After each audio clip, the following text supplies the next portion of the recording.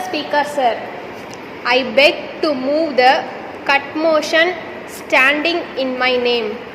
I wish to point out that there is great need to waive the sales tax on perishable articles like fruits, fish, etc.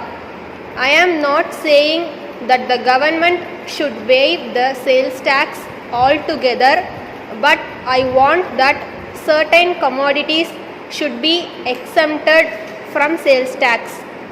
In this connection, I would like to say that the income from sales tax has been very good, but at the same time, the government do not see the hardship caused by this tax to the poor people. There is almost no commodity in our country that can be sold or purchased without sales tax. To that extent, the government deserves congratulations. But I do not know why the government should not exempt a few perishable articles from sales tax. As we know, a man's basic requirement is food, and I am sure that if sales tax on food is waived, there will not be much loss of income for the government. We have no quarrel with the government if they come forward to impose a high rate of sales tax on luxuries. There are certain luxuries like motor car, diamond and gold. We have no objection if they are taxed heavily. The rich man who comes forward to purchase a motor car, they pay a little more if it makes up the loss sustained by the government by exempting the articles that we have asked for from sales tax. So the policy of the government must be to tax the rich more and to tax the poor less. Then I would like to touch upon the hardship caused to the merchants by the imposition of multi-point sales tax. The government have not accepted our suggestion that there should be no multi-point sales tax, and they have failed to rectify the mistakes that are pointed out by us. The whole process of taxation goes on from the wholesaler to the retailer and from the retailer to the consumer. If this is the state of affairs, the government can easily imagine the amount of hardship caused to the people. The government may come to the conclusion that at every stage of these transactions, they get some income. So far as the finances of the government are concerned, it may be a sound principle, but the government must also consider how much the people are affected.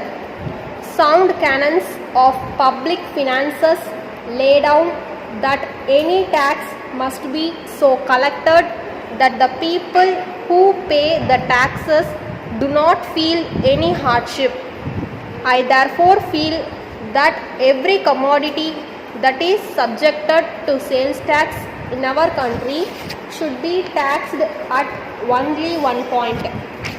The finance minister was pleading yesterday that if the officials were not vigilant enough to see that the commodity was taxed at the first point, it was likely to be brought to the consumer without being taxed. But the government need not think that their officials will be so careless. The finance minister was good enough to mention yesterday that there were a few commodities like cotton and cigarettes which were being taxed at one stage only. I would ask him whether these are the only commodities that go to make up the living of a man. There are many other commodities which are necessary for the mere existence of man. They must therefore be exempted from sales tax. Once again, I finally plead with the government that they should consider the desirability of waiving tax at least on perishables like vegetables, fish and fruits. Letter from Raghu and Company, Bangalore to Mrs. Rao and Company, Madurai. Dear sirs, we thank you for your order number 12 dated the 3rd August for transmission bills of various sizes, but we regret very much to advise you of our inability to execute the order within a fortnight as requested by you.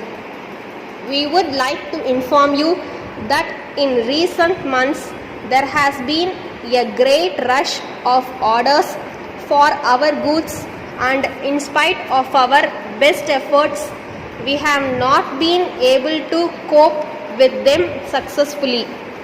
As a matter of fact, our factory is fully booked with orders already on hand, and we think that it will take at least a month to clear them. However, we would like to point out that we are making every effort to speed up delivery of goods, and in fairness to all our customers, all orders are being handled in strict rotation. We regret very much the inconvenience that may be caused to you by this delay, and we hope and trust that it will be convenient for you to allow us this extension of time in the special circumstances that we have explained above. We have great pleasure in informing you that we have already booked your order provisionally, but we would be grateful if you confirm you order on the revised condition. We assure you of our best attention at all times.